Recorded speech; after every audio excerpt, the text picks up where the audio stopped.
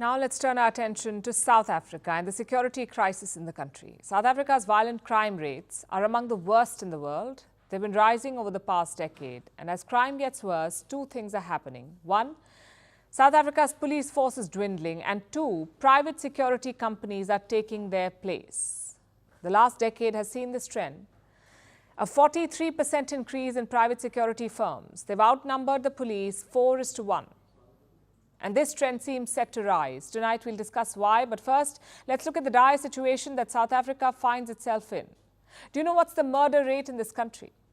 75 murders every day. This was in the year ending in February 2023, 75 murders per day. The homicide rate was about 45 per 100,000 people. For perspective, it's about 6.3 per 100,000 in the US. In South Africa, it's 45. So after adjusting for the populations, there are 7 times more murders in South Africa than in the US. 7 times more. It looks much worse when compared to the EU. The murder rate in most European nations is around 1 per 100,000. So a South African citizen is 45 times more likely to get murdered than a European. And this murder rate has been growing over the last decade.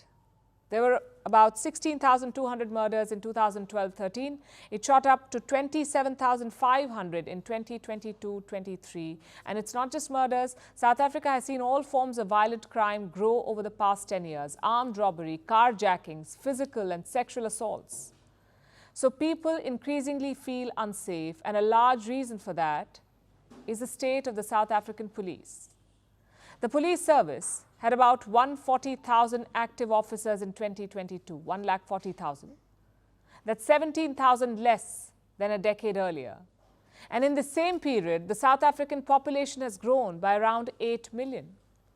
Add to this the chronic underfunding of the police.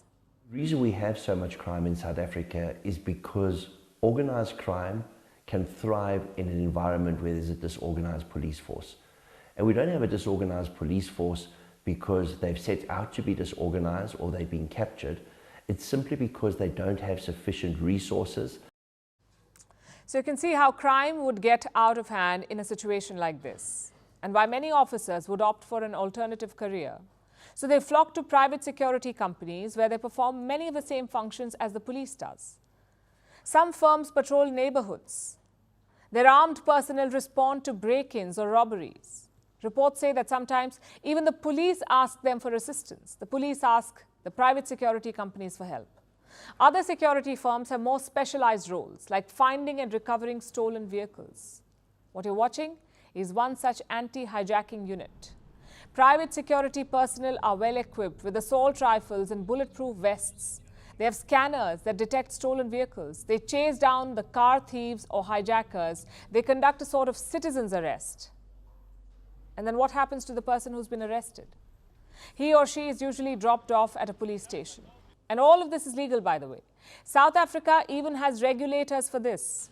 A private security industry regulatory authority, that's what they have. It oversees this privatization of law enforcement. And therein lies another problem. Because if it is private, it is for profit. These security firms do not patrol areas out of the goodness of their hearts. They do it because they're paid to do it. And the result is this: rich individuals or neighborhoods are safe, the less well off are the ones who suffer.